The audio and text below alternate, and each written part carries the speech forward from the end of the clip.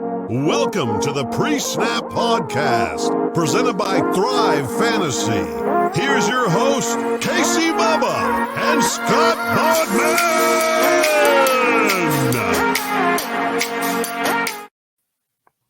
And welcome back, everybody, to another episode of the Pre-Snap Podcast, brought to you by the wonderful people at LineStar Sports. Make sure you check them out on the old Twitter. They're at LineStar app and at LineStar NFL.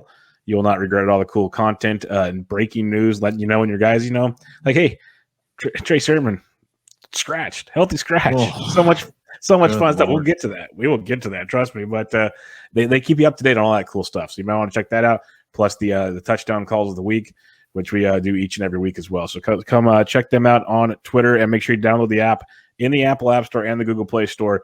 Give you all the tools you need to build your winning DFS lineups in all sports, but especially NFL. So make sure you get to that. This is our weekly recap episode. First one of the week, where we go over all of the games from the previous week, give you some waiver wire tips and much, much more. You can find myself on Twitter at BDentric and my co-host, as always, on these wonderful LineStar endeavors on Twitter at Bogman Sports. Scotty Bogman, how we doing, man? I'm doing great. I mean, it's a beautiful day to be alive. Steelers 1-0, Browns 0-1, Ravens 0-1. I absolutely love it. So I am ready for football. You left out the other team in the North. How'd they do? The Bengals won, but had to win in overtime, so it's okay. My Steelers beat who was a lot of people's Super Bowl pick week 1 in Buffalo. So I was understandably excited. So very understandably. It's like when I woke up on Monday morning, I tweeted it out. It's always nice waking up on a Monday morning knowing that the Dolphins went into Foxborough to hand them a loss. It's always a beautiful day. So, right. It's always fun. I don't care how ugly people might have said it or all the fumble handed. I don't care. They left with the dub. That's all that matters to me. So you're like that meme. We do not care. Yeah, don't care. We do not care. It's a W in the column, so just let that one happen. But let's get at it, folks. Recapping each and every game from the NFL Week 1 action. Get off with them Thursday Night Football, Bogs. The season started off with an awesome game. Great fireworks. Cowboys go into Tampa Bay and almost shocked the world, losing to the Bucs 31-29. Last-second field goal made it happen there. But Dak looked absolutely amazing. Zeke was invincible. Lamb and company did their job. So what were your takeaways from this Bucs-Cowboys game? I mean, Cooper was just huge, huge game for him with the 2 touchdowns Lamb produced. And also, Gallup was huge. And you mentioned this when we did our radio show right after that game where, Wilson came in and got 4 targets. So that third wide receiver spot is viable right now.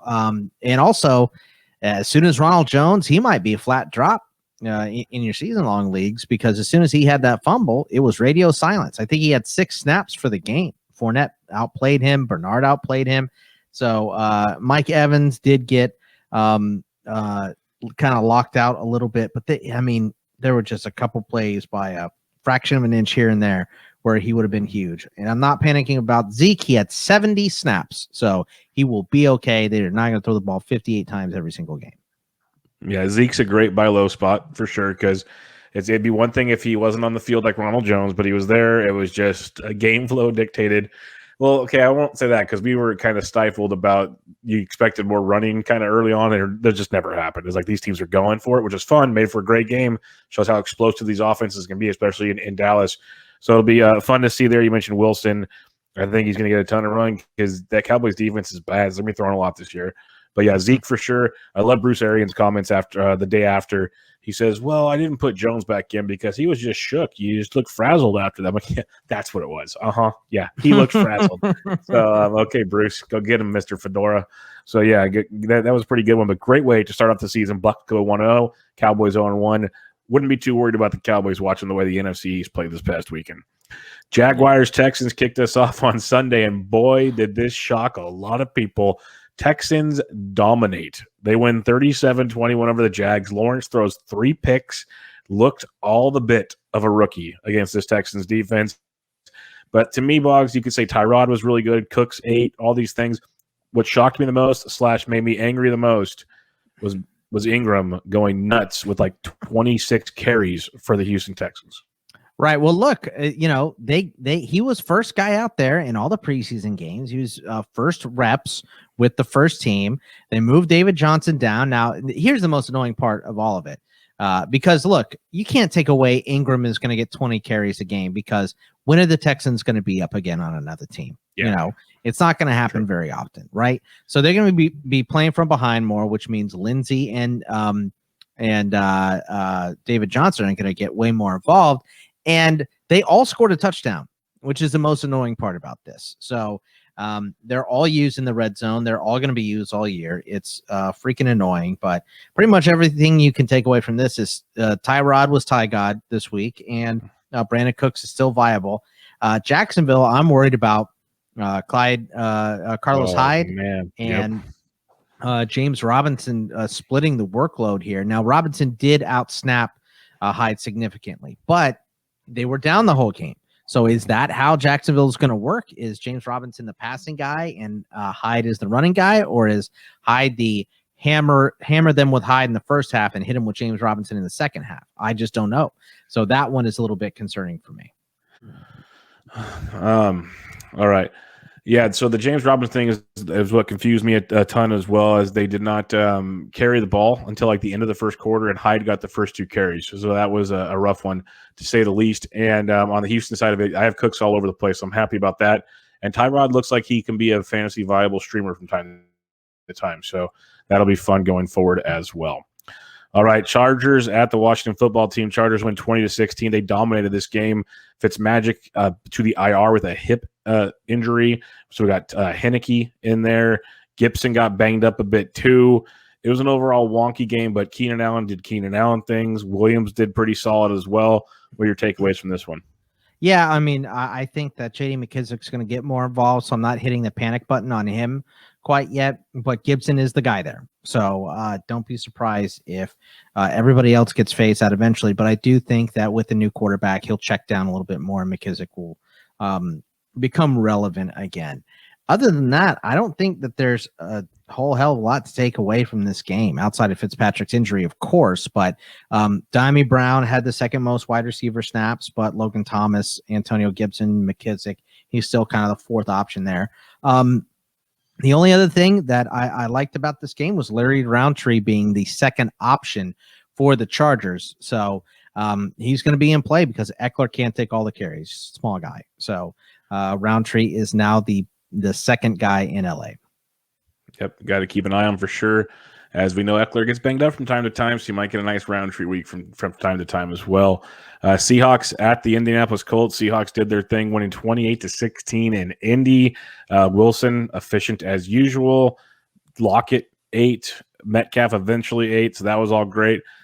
Colts, they weren't great, but they looked okay. Naheem Hines and Jonathan Taylor were leading the world in targets. Pascal had 2 touchdowns. So a very, very interesting game, to say the least, but the Seahawks look pretty good overall. What's your takeaways here? Well, Michael Pittman was disappointing. Yes, big time. That one is a little bit concerning. That was a guy that we both liked for DFS this week, and it obviously didn't pay out because Pascal had the 2 touchdowns.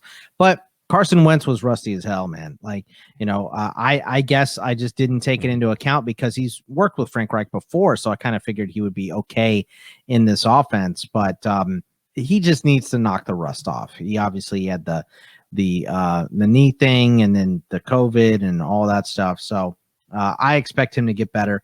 I mean, this was a perfect formula. This is exactly how Seattle wins games. You let Russ cook in the first half, throw 3 touchdowns, and then you run Chris Carson down people's throat in the second half. Of course, Rashad Penny played in the game, so he's hurt.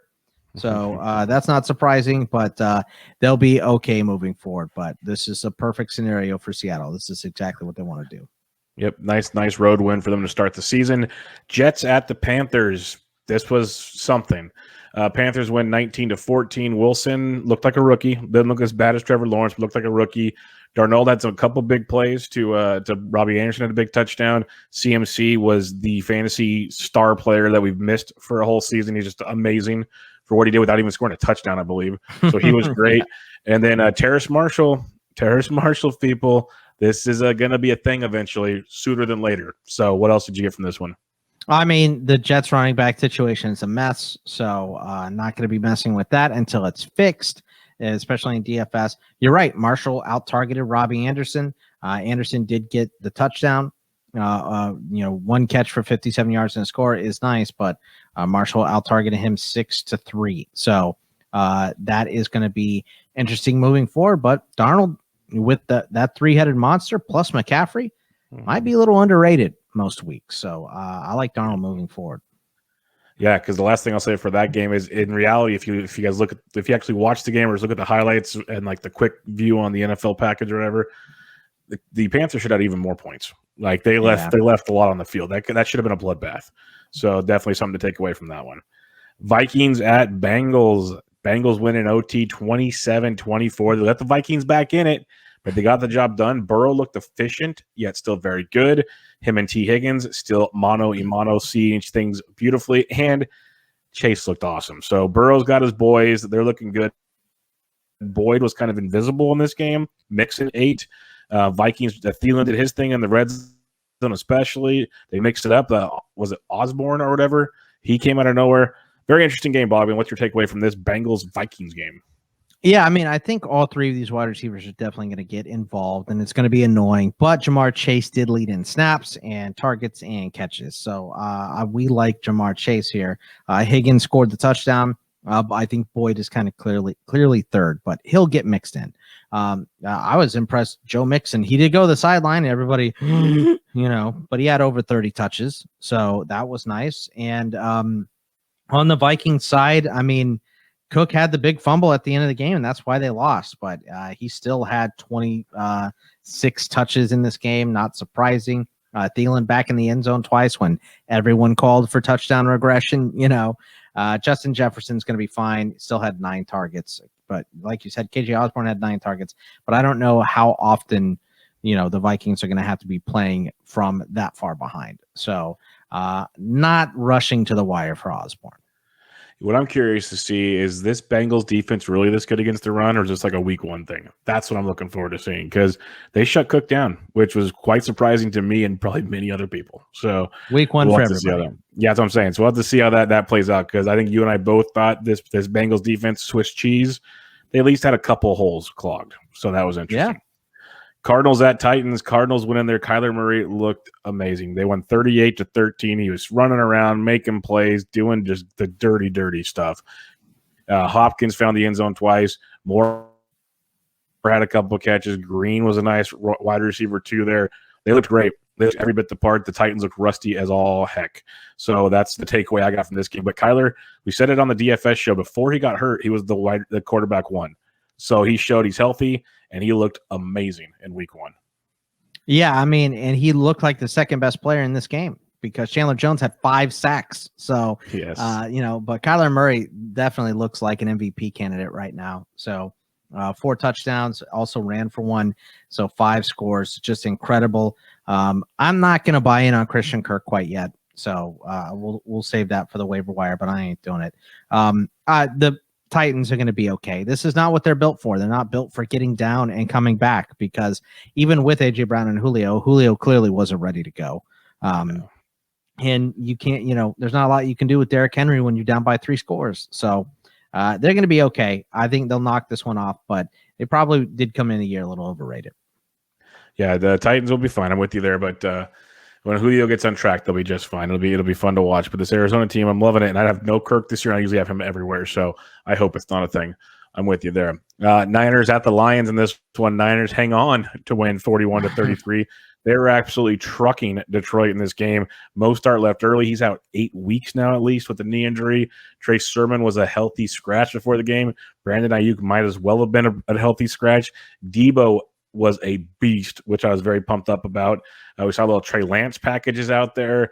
The Niners had a little bit of everything, but the Lions, you got Swift and Williams being good out of the backfield. Some interesting takeaways from this game. What do you think? Yeah, well, first of all, Sermon's going to be involved this week because Mostert is on the IR. So we'll see how they mix it up, but I expect it to be annoying and awful, just like week 1 was. But I tell you what, I did scoop Eli Mitchell in 4 leagues before kickoff. So love Eli Mitchell. So I hope they go back to him, but I don't know with what level of confidence I would say. I guess maybe because Shanahan said he flat out beat Sermon, they'll go first to him, but that remains to be seen. No surprise that Swift and Williams were the biggest offensive producers for the Lions at all. Obviously Hawkinson was big too. But I expect Amon St. Brown to get more involved. Quintez Cephas looks like the best wide receiver on this team, but he had the fewest snaps of all wide receivers. So maybe we'll see that increase. Maybe he'll earn himself some time, but it's going to be a mess in Detroit outside of Swift and Williams moving forward, and Hawkinson, of course. I was about to say it's going to be Hawkinson on the running backs because Goff just doesn't throw it down the field. It's just not what he does. He's not built for it. So it's going to be tough to have like a lockdown receiver in this situation, especially for fantasy purposes. Before we get to the rest of the games on this slate, I need to remind you guys that the Pre-Snap podcast is brought to you by Thrive Fantasy. Prop betting at its finest. Really, really cool stuff here. Each week they have 20 prop bets. You pick 10 of them. You pick an over or an under. Different points for the over, different points for the under. Get the most correct picks right. Get the most points. You win. It's a tournament-based format. 10 out of 20 prop bets. Tons and tons of fun. And when you use promo code LineStar, LINESTAR, you get a first-time deposit match up to $100. But it gets better. You also get 2 free months of LineStar Premium. So go check out LineStar.com, download the app in the App Store, create an account, download, and make a deposit. Use promo code LineStar to get all the cool stuff and things over there. You will not regret it. We cover some Thrive bets each week on the betting podcast. So come check all that out as well. Back to the recap of Sunday's action. Steelers at the Bills. Steelers win 23-16. Like some might say this was a boring game. This was 2 really good football teams going at it, is the way I'd see it. I was very tilted because on one of my prop bets, I had Deontay Johnson over 5.5 receptions. He caught 5 of his 10 targets. So that is tilting as all get up. But I'm expecting that from him because he's still awesome. This isn't downplaying Deontay. It's just he literally caught half of his passes. That's so annoying. Some were over his head, some were under him, but he also drops them. So yeah, but then you had Najee Harris playing 100% of the snaps. No other running back did this past week. That's good to see. Ben did look rusty. Was Ben rusty, or is Ben just kind of that's what Ben's going to be now? The O-line was terrible. So they played real bad. Najee couldn't get room to run. I mean, the Bills defense is good. So, they have ball hawking linebackers. Gregory Rousseau looks like a dude on their defensive line. Ed Oliver definitely took a step up from last year as well. So the defense is strong in Buffalo. But and this is their first game. The Steelers O-line is going to gel. They're going to get better. But I mean, they switched out centers at halftime. It was ugly. So they had to win with splash plays and defense, and that's exactly what they did. The punt block for a touchdown, stripped Josh Allen one time too, and that unbelievable touchdown catch by Deontay. It's just beautiful. So yeah, he's a beast. I know you can't stand it as a Steelers fan, just a smart guy, but everybody that bashes Deontay for drop passes, like, get a grip. Like, the dudes, they keep throwing it to him for a reason, even when he drops it. So, like, get over it. He's awesome, and it was a good win for the Steelers because I know neither one of us was super confident in it this week. So no, I thought they were going to get rolled. Yeah. Buffalo's a good team, and Buffalo, I can't believe Zach Moss was a healthy scratch. That would just really surprise me. Weird, very weird. Yeah, because they had, Breida was the second back. And Brady's the second back, and they had Isaiah McKenzie lining up in the backfield. So I don't know what the hell that was all about. So it's just really screwy from the Bills. But Diggs did his thing. Beasley's still involved and had 13 targets. So, this is still a good squad for Buffalo, and they're going to win a bunch of games this year. Let's talk really screwy. Eagles go into Atlanta and beat the Falcons 32-6. It started out, both teams scored out the gate. Looked like we're going to have a fun one, like we talked about on the pre-snap DFS and betting show. Over looked great in this game. Not so fast, my friends. The Eagles kept playing. The Falcons did not. That's pretty much the gist of it. Jalen Hurts looks really, really good. It is the Falcons, though. But if you look at all of Hurts' performances fantasy-wise, he's been very, very fantasy-worthy of late. So you got that going for you. Jalen Reagor scored a touchdown, which is good to see. Devontae Adams was everything a first-round pick should be. Devontae Smith. Sorry, Devontae Adams did not do what every first-round pick should be. We will get to that shortly. Devontae Smith, he beasted out for sure. And then the running situation, Gainwell, little RB2 action there. But overall, liked that. The Falcons, they're still going to have some fantasy relevance, but it was just a really, really bad football game.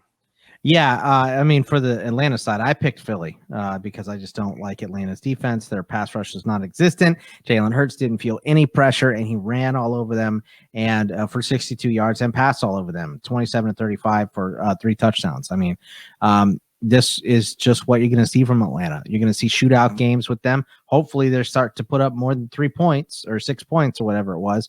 So, and I Pitt's buy low on him. Yes. Calvin's going to be fine. Mike Davis is going to be fine. I don't think Cordell Patterson is going to start, is going to get this many touches because they scored 6 points. You can't win the game with Cordell Patterson getting that many touches. So, for me, I mean, I think the biggest takeaway here is Miles Sanders is still their guy. Kenny Gainwell is going to be involved, though. Boston Scott, I don't even know if he got a helmet. He didn't get a touch. So, so the Eagles look pretty good, and I think they might have been a little underrated coming into the year. Yeah, if Hurts can play like this is why people thought I was crazy the year the Dolphins took Tua. Like, I love Tua, but I was like, go get Bosa or whatever it was. I can't remember who it was that year. It might have been Bosa. I said, go get whatever defender it was, and then get Hurts with your late first-round pick. And people are like, no, you're stupid. I'm like, Hurts isn't that bad. Like, he's like Tua's probably more talented, but Hurts is doable. And like early on, it looks good. But Atlanta side, I'm with you. Pitt's nearly 30% target share still. Like, he's still getting a lot of looks. And Davis looks fine. They're going to be just fine. Browns at Chiefs. This game was awesome. This is what I was hoping it would be. I think it could have been even better, but it'll work. Chiefs win 33-29, coming from behind as the Browns pretty much dominated this game. And surprisingly, it was on the ground with Chubb. I was expecting much more through the air. Mayfield was still good, but Chubb dominated on the ground. And then the 3-pack of Mahomes, Hill, and Kelsey just went, no, not so fast, my friends. We're going to take this one down the second half. Like, they just abused people, putting up fantasy points like bananas. We'll talk about that later this week. But really good football game. I like both these teams going forward. I know both of us do. So I'm not surprised by how this game turned out, but I thought it was a great football game. Yeah, it really was. And, it did not – it worked out what I said, because obviously this game went over, but it didn't play as I thought. I didn't think the Browns would get the lead and the Chiefs come back on them. I thought it was going to be the other way around, but all my props still hit and all that good stuff. Jarvis Landry over 4.5. Baker threw for over 300. I think the one takeaway from this game, I would say, is that Clyde Edwards-Helaire is going to be okay. 14 rushes for 43 yards. Dominated snaps for this team. Bell is gone. There's no more nonsense with him. He's going to be fine. And, Hill and Kelsey are still pretty good. So, yeah. The other thing I'll say is Mecole Hardman was clearly the wide receiver too, but this offense runs through 2 guys. So it's tough. Like, you can put them out there because they're going to have Clyde Edwards-Hilaire's the third. Yeah. So that's the thing, is like, you can roster Hardman because you know that he'll have like a couple games here and there, but it's going to be hard to tell when, because they're going to, when they need to, they're going to the big boys, and that's all there is to it. So that's tricky, but the Browns were a lot of fun, a lot of good. And it was good to see Landry, and OBJ was a scratch as well. So we haven't even seen him out there yet. Hooper, though, that's one to keep an eye on if you're looking for tight end action, because he's they were using him early. Njoku outproduced him. Yeah. Well, actually, Hooper did it in like the first 3 drives, then he disappeared for Njoku. It was a weird game, but I guess that shows how talented the Browns actually are now, to tell you the truth. Yeah. They're actually a legit football team. It's a weird sentence to say. Yeah, I'll say it for you because I know you can't. Saints at the Packers. This one, pray for the Lions this Monday night. That's all I have to say. Saints win 38-3. Aaron Rodgers, I think, got like 3 fantasy points maybe, and it was the worst production of his career when it comes to fantasy. So obviously no one else showed up. Aaron Jones, I thought, was a sneaky play this week. He did nothing. But the Saints, Jameis went bananas in this game. Kamara looked awesome. Kind of disappeared in the second half because they didn't need him. But a really good game, and I hate to break it to you guys, but there's a new tight end in New Orleans. So what do you got on this one? Well, first of all, I'm gonna go ahead and that new tight end. He's a red zone target, but Troutman outsnapped him 51-12. So I think Troutman's going to be their guy moving forward. Johnson did score 2 times here, though, and he might be a red zone option. So I have to give that up. Look, on the Green Bay side, I take this game, I roll it up, and I throw it right in the trash, and I don't care about anything that happened in it at all, because they are not going to be like this. Like Bubba said, pray for Detroit this week. They should come back and absolutely dominate and look great. On the Saints side, I think Troutman's your guy to pick up. I don't want anything to do with Harris. Juwan Johnson, I maybe if you want, I guess. Callaway wasn't great either, but I don't think this is going to be a script that New Orleans gets to run a ton either.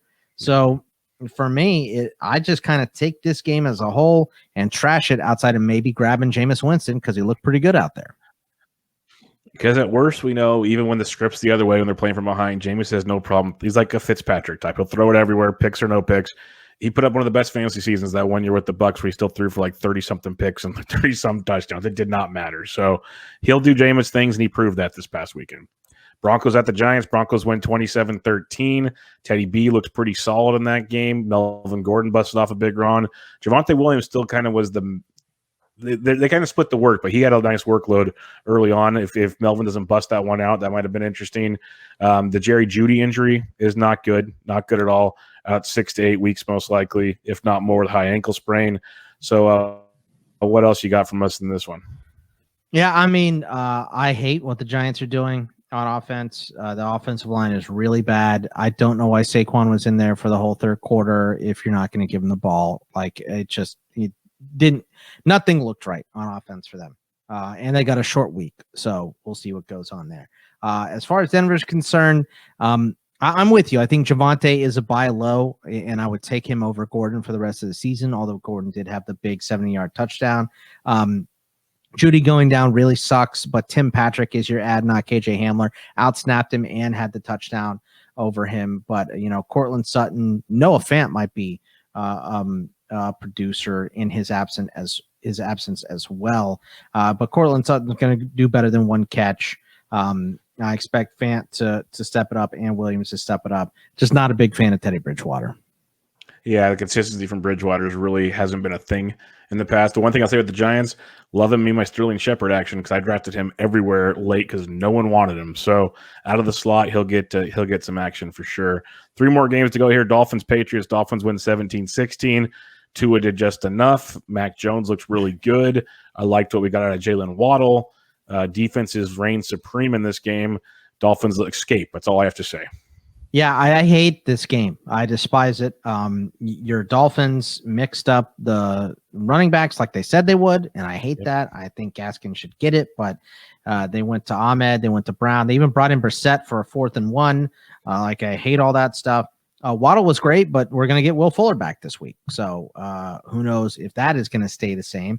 And on the Patriots side, Damian Harris had a great game, looked really awesome, and then fumbled at the end. Is that going to cost him playing time? I don't think it should, but I think that Stevenson had a fumble too, so I think we're good. And it cost Stevenson playing time. He had his early, so we could see it. Damian Harris's was to lose the game. So we'll see what happens. Aguilar was good. James White back on track with his 7 targets. Jacoby Myers led with 9 targets. So that was good. And then, Smith and Henry both working out there pretty well. And Mac Jones looked better than Tua. Mac Jones looked real good. So like what I saw out of him. Mac Jones looked like the best rookie quarterback this weekend. There's no questioning that at all. That's why the fact that the Niners, Lance better be good. That's all I got to say. Lance better be good because that one I will razz my buddies for a long, long time. Sunday Night Football, Bears at the Rams is kind of what I expected to happen. Rams throttle the Bears 34-14. Stafford looks great. He spread it around to Cup and company. The Bears, Andy Dalton looked like Andy Dalton. We had a little bit of Fields action, but then he kind of struggled a little bit late too. It better be his starting spot here pretty quickly, but the Rams look good, Boggs. Yeah, I mean, if Nagy wants to keep his job, he'll start Justin Fields. And I'm not worried about Allen Robinson. He got Ramsey, so I'm okay with him. And Dave Montgomery looked amazing. So that was good to see. On the Rams side, I mean, who's your MVP if the season ended right now? Thankfully, it doesn't. We have way more weeks. But if it ended right now, would you give it to Stafford or would you give it to Kyler? I give it to Kyler. Kyler did it on the road. Yeah, I give it to Kyler too, but Stafford looks like he's going to be in play for that. So he looked real good. Kupp looked great. Van Jefferson with the huge play to start it. Higbee, one of his favorites. I want to see Robert Woods get more involved, of course.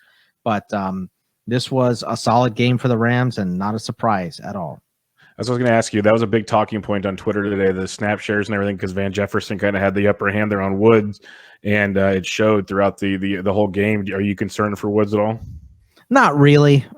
Woods is just more talented than Van Jefferson, but Van Jefferson is one of those deep sleepers. I'm surprised we didn't see much from Deshaun at all. Yeah. He had 2 targets, 2 catches. So I just want to see Stafford toss one up to Deshaun like Mike Vick used to do, because Deshaun still has his speed. So I just want to see one of those plays this year. All right, Monday Night Football, and this was a beautiful one. And if you ever wonder why Boggs is smiling and you're on the LineStar YouTube channel watching the wonderful pre-snap podcast, or if you want to watch the other show we recorded earlier, the Baseball On Deck show, you'll notice why Boggs is so happy, because the Raiders went in overtime, 33-27. There was interceptions, there was long touchdown passes, everything you could think of took place in this, Boggs. So what's some of your takeaways? 33-27 Raiders.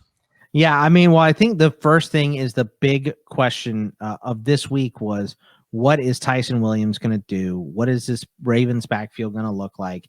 And Tyson Williams did outsnap every other running back here, but it was 35 for him, 21 for Murray, and 9 for Cannon.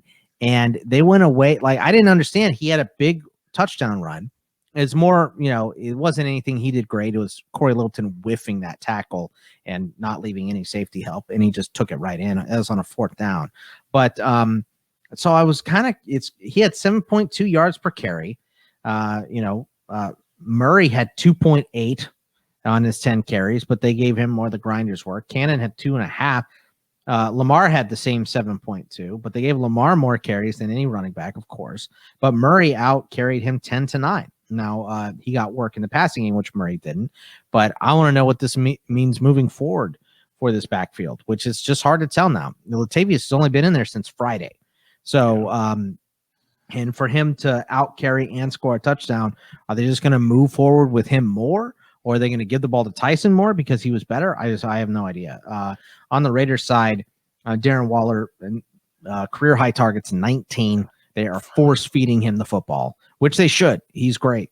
I was a little disappointed that they didn't get Ruggs involved until late, but he had 2 huge catches late.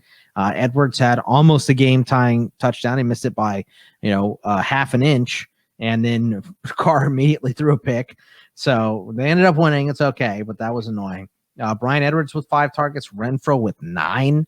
Renfro and Cole Beasley, I just want to say he's a little Cole Beasley. That's him. Right. But Derek Carr looked decent. The one bad interception in overtime, but he also hit Zay Jones for the winner. Josh Jacobs was sick going into this game. He also had a foot thing midway through the game and sat down and changed shoes a couple times. So pay attention to that. He only had 10 carries, but he did score twice. So big game for him. So I'm just very, very happy at the end result of this game. Yeah, and the thing with the Lat Murray, if you believe in coach speak, and a lot of it's BS, they Harbaugh and company have been raving about Lat Murray, like how he fits perfectly in this offense, and blah blah, like they just were gushing over him the last couple of days. So I wouldn't be shocked if they go the veteran route there and give the veteran guy as the rookie learns the pass blocking and that kind of stuff. We'll see. Who knows? But it could be interesting. I think Murray should be the backup, but we'll see. Good game. Raiders, you snuck away with one, so congrats. Really good stuff there. All right, Bogman, let's talk about some waiver wire action before we head on out of here this week. The big name is Mr. Mitchell coming out of San Francisco. How aggressive would you be there? Because we know Shanahan likes to use multiple backs, so it's not like a locked-in guaranteed thing. Yeah, he's the only guy I would be aggressive on this week, but I would go with like maybe 25% of my fab if I need a running back. I think he's probably the big one there. I mean, there's plenty of guys that are under 50% on almost formats. Tevin Coleman led in there. Philip Lindsay's at 46%. I would put some money on him too, but yes, they use multiple backs, but if you're in there, you're going to get carries and you're going to have production. So Eli Mitchell, and it's funny that he won this job, even though Sermon was the number 2 all offseason and in preseason games. So I don't know where it came from, but on the draft show, I said that Mitchell being drafted after Sermon reminds me of Aaron Jones being drafted after Jamal Williams. So I was not surprised to see that at all. Looks like we just lost Bubba. I think he's going to pop back in here in a second. I think he just exited the wrong window there. So not surprised. 100% did. I was trying to look up I've something. done that move before, man. It sucks. You panic for like 5 son of a seconds. bitch. But then you're back in there. But yeah, I mean, I was saying just Eli Mitchell's the only guy I'm willing to pay a decent chunk of my fab for. Yeah.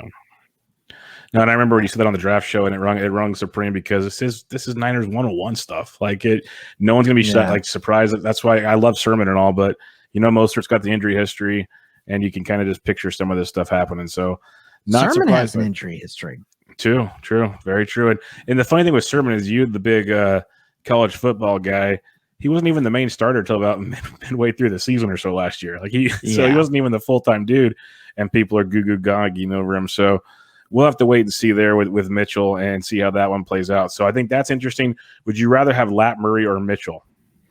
I would rather have Mitchell. Lat Murray's a decent pickup too after what we saw, but they still have Bell and Freeman on the practice squad. So, that is a mess in Baltimore. And I feel like if they just gave the ball to Tyson Williams a little more, he would have been able to run away with it. He still had a good game, even on limited touches. And hopefully they go back to him. But it seems like they want to give the ball to Murray, and they force-fed Gus Edwards. My last running back question for you is it's probably more PPR league dependent. But out of these three guys, Tony Pollard, who we saw get used a lot in the passing game, and Zeke still got his. Mm-hmm. But Tony Pollard, James White, and J.D. McKissick, who would you prefer out of that threesome? God. I would still take White in a PPR league because he's just going to keep getting those targets, man. McKissick it was weird for week 1. And who's our other guy? Oh, Paul. I like Pollard, but Zeke outsnapped him by 1,000,000 miles. So. All right, going to the wide receiver position, one of the big acquisitions going to be coming out of Denver with the Jerry Jeudy injury. Hamler might be available in some leagues. That's probably a good pickup, but I'm a big Tim Patrick fan. We saw him at times last year get utilized when injuries took place, so I don't mind taking a stab at him. What are you liking in the Denver situation? Yeah, I mean, Patrick is definitely the guy over KJ Hamler. Outsnapped him, outproduced him, caught a touchdown. He's ahead of Hamler on the depth chart, so he's the guy.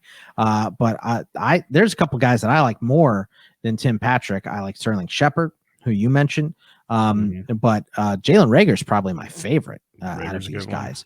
Brian Edwards had a pretty nice game tonight as well. Can't forget about him. I would be okay going after like Elijah Moore or Cole Beasley's under 50%, just barely, but under. And Zach Pascal scored 2 touchdowns. I'm not interested in Kirk, really. I mean, if you're in a deep league and he's your guy that's available, okay. Watkins led Baltimore in targets. That's another guy that's under 50%. And I think that's everyone that I would want to mention. I'm just going to throw this out here. I'm just going to name off a few names. You don't have to give me your thoughts if you want, but just tell people, just looking at Yahoo in general, like less than 40%. We'll say less than 50, but over less than 40. Devontae Parker's only owned in 39% of leagues. He's still going to, like I've said it all preseason, with all the weapons there. I know Fuller's coming back. Tua still likes his Parker. I'm just going to go there and tell you that much. I don't mind Sterling Shepard. Like I said, I've got him pretty much everywhere. But Terrace Marshall's still only 20% owned. Like, get on that one while you can. That one's going to be one. You mentioned Brian Edwards. Nelson Aguilar is interesting. I still want Myers in New England, but he's interesting. I love the Jalen Reagor call. I'm actually surprised he's only 21% owned. Like, I that know. was like after Smith, that's who I wanted in Philadelphia. Right. So I can't figure that one out at all. That's because no one was confident in Hurts at all, I think. True. You know? True. I think you're 100% right there, because I was even wishy-washy. Like, I knew he could run, but how good could he pass? Interesting. That last year at Oklahoma, man, that really proved it, because they pass a lot at Oklahoma. Yeah, so that proved it to me. Last one I'll ask you. He got targeted 6 times, only caught 2 passes for 25 yards, but the 6 targets still stood out to me. Thoughts on A.J. Green? Pass. Hard pass. Yeah. No, I'm not doing it. No. All right. Tight end position is always kind of wishy-washy. You mentioned Mike Trotman earlier. Anybody else in the tight end position that stands out to you as a go and grab him this week? Adam Troutman. Put some respect on his name. My name. I'm great with names, people. Njoku, who we mentioned before. Look, I think Dalton Schultz got the run over Blake Jarwin in Dallas too. Yeah, so I think he's an ad potentially. I like Conklin in Minnesota, because they didn't this week, but he'll get more involved. And I think Zach Wilson likes Tyler Kroft. We saw a lot of that in the preseason. Yeah. I think he's going to get better too. And he had at least 5 targets. So those are the guys I like as far as tight ends. No one just jumping or leaping off the page at all. Yeah, and Conklin still had 4 for 41, so it wasn't that bad. And they kind of went away from him in the second half, it felt like. So he's in play. But just a couple guys here. You mentioned Njoku. Hooper's 52% owned also, but Kmet's only 34%. He's going to be a big option. Yeah. Like that's too low rostered in my opinion. But a couple others down here. Jared Cook for the Chargers. The Chargers. Yeah. He had 8 targets, 5 for 56. I think he's going to be using that offense. We know that tight end gets used in that offense. So I think that's a nice one. He's only 26% owned. You mentioned Jarwin's only 15%. There's a couple low owned guys here that you can definitely take advantage of. The other one, and you can dump Mike Gesicki, right? 100%. That's where they go because everyone drafted him. He's going to still be fine this year, but I think they're going to go more to Waddles and the other big time receivers they got coming to town. So they're going to spread it out more. I think it's going to be really interesting. The other guy I will mention though, he's 66% owned, but that means he still might be available for you. He only had 2 for 20 and a score, but Gerald Everett could be a streamable guy from time to time in that Seattle offense. So I'm with you on that for sure. Someone to keep in mind there. But that'll do it, folks. That'll wrap us up for the week 1 recap and waiver picks for y'all. We'll be back with you guys later this week with our betting podcast for the week 2 action, which is just around the corner, and your DFS preview. As always, make sure you check out LineStar on Twitter at LineStar App and at LineStar NFL. Check out Bogman on Twitter at Bogman Sports. Check me out on learning how to use StreamYard for Dummies books and on Twitter at BDentric. But we will catch you guys next time, everybody. Have fun. See ya. Thanks for listening to Pre-Snap Podcast, presented by Thrive Fantasy. Please like, comment, subscribe, and rate for good karma in your fantasy football games.